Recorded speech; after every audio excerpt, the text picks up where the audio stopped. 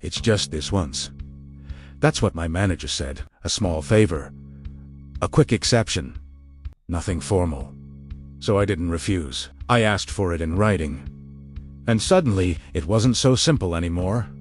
It came up during a busy week. We were short on time. Deadlines were tight. Everyone was trying to keep things moving. That's when my manager messaged me. "Hey, can you take this on?" Just this once. It wasn't part of my role, but it didn't seem like a big deal.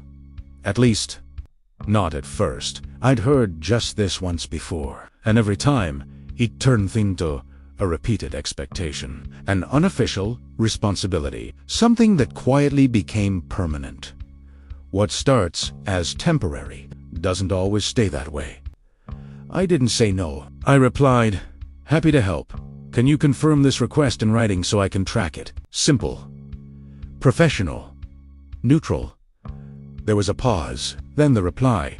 "It's really not that formal, just need a quick favor." Interesting. Because if it's not formal, why avoid writing it down? I responded again.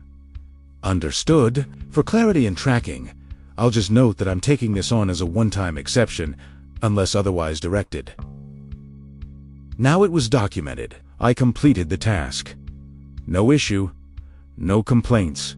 Just like I said I would, and I kept a copy of the email thread. The same request came back. Different wording. Same task. "Hey, can you handle this again real quick?" This time, I didn't hesitate. I replied, "Is this another one-time exception? Or should this be considered an ongoing responsibility?" Silence, because now the question wasn't about helping, it was about definition. Temporary or permanent. My manager replied, "Let's just keep things flexible." Flexible. Another word that usually means undefined. From that point on, every similar request got the same treatment, confirming this is a one-time exception, or please advise if this should be added to my formal responsibilities. No emotion, just clarity. Eventually, the requests slowed down, not because the work disappeared, because it now required a decision. If it stayed temporary, it had to be repeated. If it became permanent, it had to be assigned. During a workload discussion, leadership asked why certain tasks weren't consistently handled. My manager mentioned resource constraints, so he spoke up calmly. "Some of those tasks have been handled as one-time exceptions. It may help to formally assign ownership." No accusation, just structure. Once everything was visible, the issue became clear. There were multiple just this once tasks floating around. Unassigned, untracked, repeated.